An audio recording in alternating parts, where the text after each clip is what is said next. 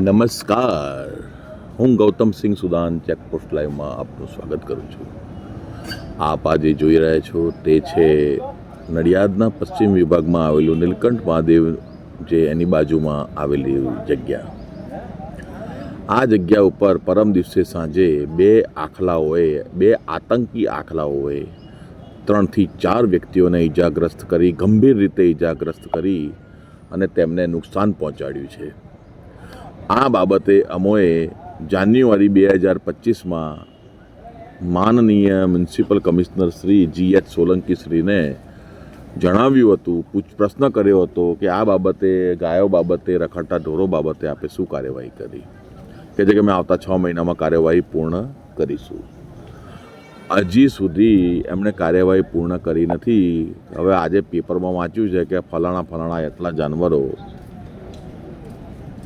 પકડ્યા છે, પણ જે ખરેખર જે કાર્યવાહી કરવાની હતી એ વખતે એમણે કરી નહીં ને એના લીધે એક વ્યક્તિને જબરદસ્ત ગંભીર ઈજા થઈ છે અને બીજા કેટલાય પણ ઈજાગ્રસ્ત થયા છે. હજી સુધી એનો કોઈ રેકોર્ડ નથી.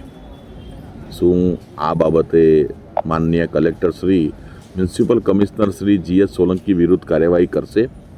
કારણ કે એમની સામે રજૂઆતો કરવા છતાં, વિડીયો મોકલ્યા છતાં, સમાચારો મોકલ્યા છતાં, અરજીઓ મોકલ્યા છતાં કાર્યવાહી ના કરી હોય તો એવું થોડી છે કે મોટો હોદ્દો હોય એટલે એની વિરુદ્ધમાં કાર્યવાહી ના થાય. ભાઈ, પેલો જે ઘરમાં જે વ્યક્તિને આ આખલાએ ઉછાળ્યો છે અને જે અત્યારે સિવિલમાં દાખલ છે, તો એની ઈજાનો ખર્ચો, એને કદાચ કમરમાં શું થયું હોય શું નહીં એ બાબતે કોણ જવાબદાર? આટલા ઘરમાં એના જેટલા દિવસ એવા દાખલ રહે, જેટલા દિવસ એવા બીમાર રહે, એટલા દિવસ શું municipal commissioner Shri GH Solanki એમના ઘરે અનાજ પૂરું પાડશે, ખાવાનું પૂરું પાડશે?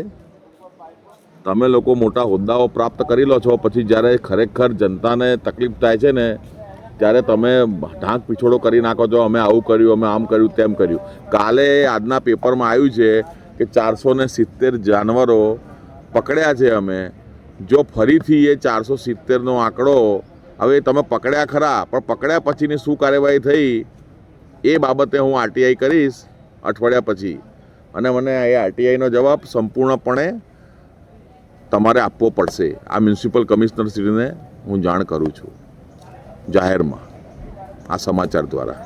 જય હિન્દ, જય ભારત.